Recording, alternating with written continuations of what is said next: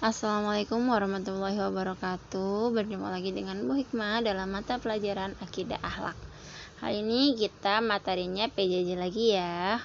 Memasuki pembelajaran ke-9 tentang perilaku terpuji. Nah, perilaku terpuji yang akan kita pelajari kali ini yaitu tentang sikap disiplin dan mandiri. Sikap disiplin dan mandiri ini merupakan salah satu akhlak mulia. Akhlak yang harus ditanamkan sejak kecil, harus dibiasakan sejak kecil. Karena sikap disiplin membuat kita menjadi pribadi yang patuh dan taat terhadap aturan, serta tidak merugikan orang lain. Menjadi anak muslim yang mandiri sangat dianjurkan dalam agama. Dengan sikap mandiri, kita akan terbiasa melakukan segala hal sendiri dan tidak mudah bergantung kepada orang lain. Seandainya kita tidak memiliki sifat mandiri, kita akan merepotkan orang lain dan tidak bisa melakukan segala hal secara sendiri. Oleh karena itu, biasakanlah untuk berperilaku mandiri dan disiplin agar menjadikan kita anak yang berakhlak mulia di hadapan Allah dan juga orang lain. Selanjutnya, mari kita perhatikan.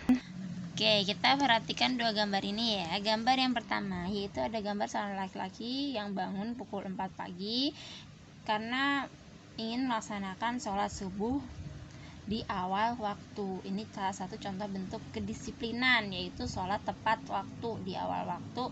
Makanya ia bangun pagi-pagi jam 4. Kemudian gambar yang kedua ada seorang siswa yang datang ke sekolah tidak terlambat, karena peraturan di sekolah tidak boleh datang ke sekolah lebih dari jam 7, karena masuknya itu jam 7. Jadi ia datang 15 menit sebelum bel masuk sekolah. Ketika menemui gurunya, dia langsung salim. Ini adalah bentuk salah satu contoh disiplin. Selanjutnya, mari kita pelajari tentang pengertian disiplin. Salah satu yang diajarkan dalam Islam adalah sikap disiplin. Disiplin merupakan salah satu pintu meraih kesuksesan. Kalau kalian ingin sukses, kalian harus disiplin. Sering kita jumpai orang berilmu tinggi tetapi tidak mampu berbuat banyak dengan ilmunya karena kurang disiplin. Sebaliknya, banyak orang yang tingkat ilmunya biasa saja tetapi justru mencapai kesuksesan luar biasa karena kedisiplinan yang ia miliki dalam hidupnya. Di setiap lembaga pasti mengajarkan kedisiplinan kepada peserta didiknya. Begitupun di sekolah kita ini juga mengajarkan kedisiplinan kepada murid-muridnya. Disiplin sendiri memiliki arti ketaatan atau kepatuhan terhadap peraturan. Ketaatan berarti kesediaan hati secara tulus untuk menepati setiap peraturan yang sudah dibuat dan disepakati bersama. Peraturan dimanapun yang sudah kita sepakati harus kita patuhi. Nah, dengan kita mematuhi peraturan itu, berarti itu adalah salah satu contoh sikap kedisiplinan kita terhadap peraturan yang ada. Sebenarnya orang hidup itu bukan untuk peraturan, tetapi setiap orang pasti membutuhkan peraturan untuk memudahkan urusan hidupnya. Jika tidak ada peraturan, maka kita akan tidak memiliki batasan-batasan dalam setiap hal yang ada dalam hidup kita. Bisa kita perhatikan pentingnya peraturan itu dalam lampu lalu lintas. Seandainya lampu lalu lintas itu tidak ada dan peraturan-peraturan dalam lampu-lampu itu tidak dibuat, serta orang-orangnya tidak mematuhi ketaatan lampu lalu lintas itu, mungkin kondisi jalan tidak akan tertib dan aman. Bahkan akan terjadinya kekacauan, macet, dan juga kecelakaan. Oleh karena itu, sebagai manusia kita harus memiliki sifat disiplin, karena disiplin itu sangat ditekankan dalam urusan dunia dan lebih-lebih urusan akhirat. Allah juga memerintahkan kaumnya yang beriman untuk membiasakan disiplin. Nah, perintah ini dituliskan dalam surat Al-Jumu'ah ayat 9-10 yang artinya, wahai orang-orang yang beriman, apabila telah diseru untuk melaksanakan sholat pada hari Jumat, maka segeralah kamu mengingat Allah dan tinggalkanlah jual beli. Yang demikian itu lebih baik bagimu jika kamu mengetahui. Apabila sholat telah dilaksanakan, maka bertebaranlah kamu di bumi, carilah karunia Allah dan ingatlah Allah banyak-banyak agar kamu beruntung. Quran Surat Al-Jumu'ah ayat 9-10. Nah, menurut ayat ini, keberuntungan akan kita raih dengan disiplin memenuhi panggilan ibadah ketika datang waktunya dan kembali melakukan kegiatan lain ketika sudah menunaikan ibadah. Bukan hanya sekedar urusan dagang yang harus ditinggalkan ketika sudah tiba waktu sholat. Sebab menurut para mufasir, ungkapan tinggalkanlah jual beli dalam ayat itu berlaku untuk segala kesibukan selain Allah. Dengan kata lain, ketika azan berkumandang, maka kaum beriman diserukan untuk bergegas memenuhi panggilan Allah itu. Nah, jika kita melaksanakan itu, berarti kita telah melaksanakan salah satu bentuk contoh kedisiplinan dalam hal ibadah. Karena Allah menyukai orang yang beribadah itu tepat waktunya. Ketika waktu sholat tiba, bergegaslah melaksanakan sholat. Disiplin ini harus kita laksanakan secara seimbang antara urusan akhirat dan juga urusan dunia. Tidak dibenarkan mementingkan yang satu sambil mengabaikan yang lainnya. Disiplin yang dilakukan secara seimbang antara urusan ibadah dan kerja, akhirat dan dunia, itulah yang akan mengantarkan kaum beriman kepada kesuksesan. Jadi harus seimbang ya antara dunia dan akhirat, antara pekerjaan dan juga ibadah. Selanjutnya kita akan mempelajari tentang keutamaan disiplin. Disiplin menjadi salah satu ilmu yang diajarkan dalam Islam. Disiplin sangat diperlukan dalam kehidupan sehari-hari. Apalagi sikap disiplin sangat berpengaruh pada kesuksesan kita di masa depan. Nah, Islam juga merupakan agama yang mengajarkan kelembutan tapi juga kedisiplinan. Sebagai contohnya sholat fardu tadi yang mempunyai batasan waktu awal dan akhir, sehingga setiap muslim harus sholat tepat di waktu yang telah ditentukan. Jika tidak, maka salatnya dianggap tidak sah. Selain itu, disiplin juga merupakan sifat orang yang bertakwa. Nah, berikut ini kita bacakan keutamaan disiplin dalam Islam. Yang pertama, bentuk ketaatan dan kepatuhan kepada Allah. Yang kedua, menghindarkan dan menjauhkan kita dari sifat lalai. Yang ketiga, menjadi jalan kemudahan dalam mencari rezeki. Dan yang keempat, urusan dunia dan akhirat menjadi lebih seimbang. Yang kelima, hidup menjadi lebih teratur. Yang keenam, menumbuhkan rasa percaya diri. Dan yang ketujuh, menjadikan pribadi yang lebih mandiri dan menghargai waktu. Kedelapan, menjadikan seseorang menjadi lebih peka dengan keadaan di sekitarnya. Nah, itu tadi keutamaan sifat disiplin. Selanjutnya kita masuk ke bagian sikap mandiri. Seorang mukmin adalah pribadi yang selalu mandiri, bekerja keras, tidak segera menyerah pada keadaan dan tidak mudah tergantung kepada orang lain.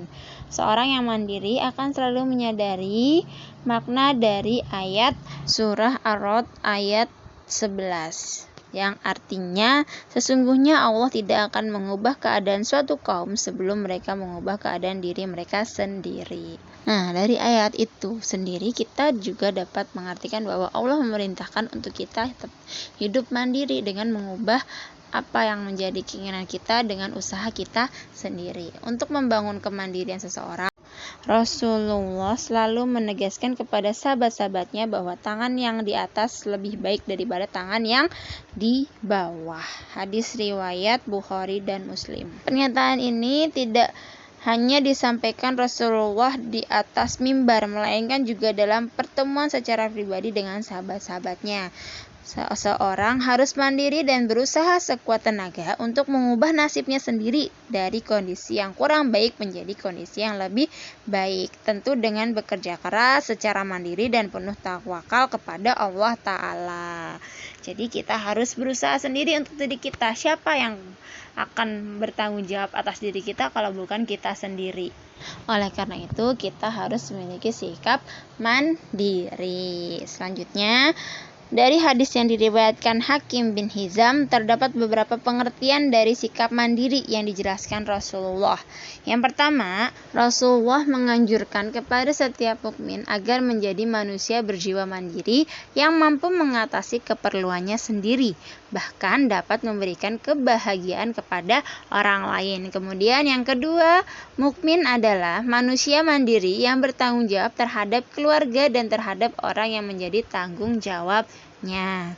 Dan yang ketiga, berusaha untuk tidak menjadi tangan di bawah, yaitu selalu meminta-minta kepada orang lain kecuali pada batas-batas yang dibolehkan menurut Islam. Yang keempat, menjaga kehormatan diri dari sifat tercela. Dan yang kelima, jiwa mandiri harus selalu didampingi oleh qanaah, yaitu merasa cukup dengan apa yang ada, sehingga ia betul-betul dapat menikmati rizki dari Allah Subhanahu wa Ta'ala.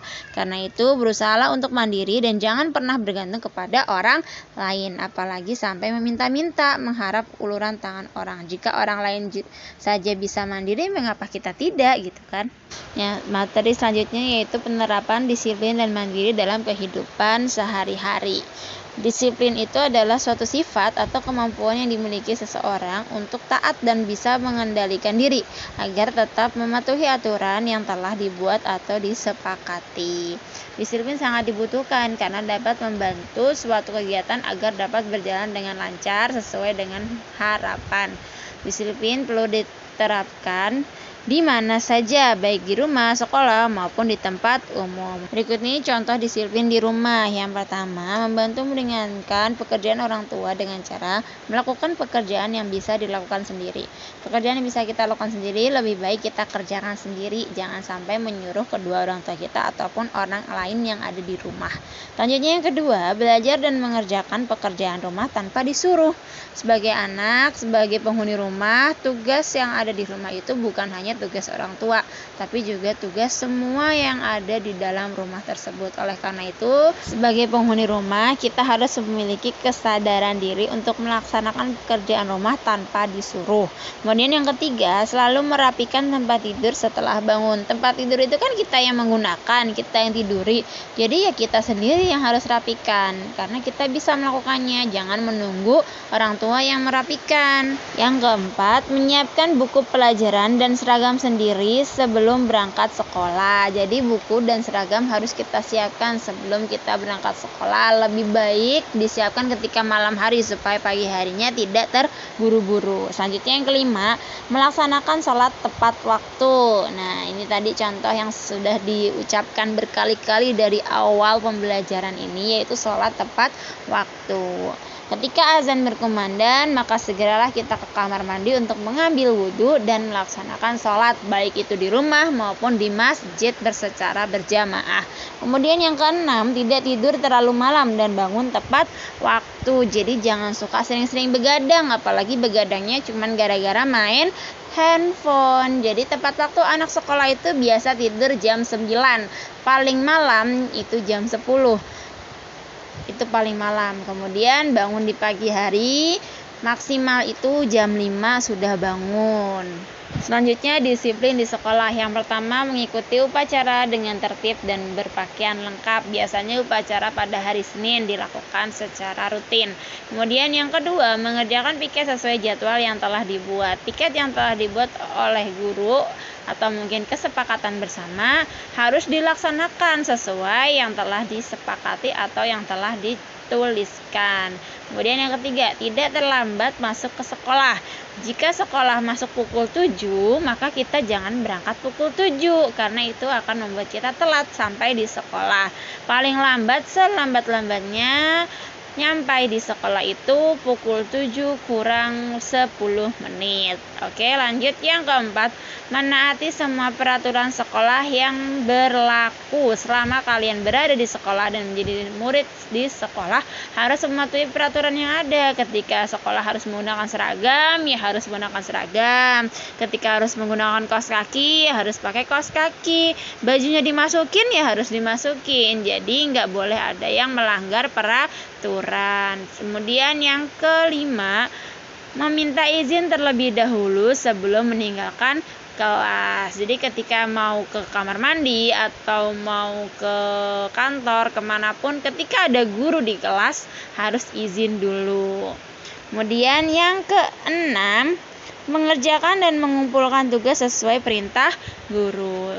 Selanjutnya, kedisiplinan di tempat umum. Yang pertama, mematuhi rambu lalu lintas saat menggunakan jalan raya. Yang kedua, membudayakan untuk mengantri setiap berada di tempat umum. Jangan main nyerobot-nyerobot aja. Kemudian yang ketiga, menggunakan fasilitas umum dengan bijak dan tidak seenaknya. Yang keempat, menjaga kebersihan di mana saja dan tidak membuang sampah sembarangan. Ini yang keempat sering terjadi. Ketika kalian membuka bungkus suatu makanan dan habis di jalan, janganlah kalian buang sembarangan, apalagi disolokan. Buanglah sampah pada tempatnya. Ketika kalian tidak menemukan tempat sampah, bawalah sampah itu, taruh di tas kalian. Ketika menemukan tempat sampah, baru kalian buang di tempat sampah. Oke, jadilah manusia yang disiplin dimanapun kalian berada. Selanjutnya, perilaku mandiri. Kemandirian adalah sikap atau perilaku dan mental seseorang untuk bertindak bebas, benar, dan bermanfaat.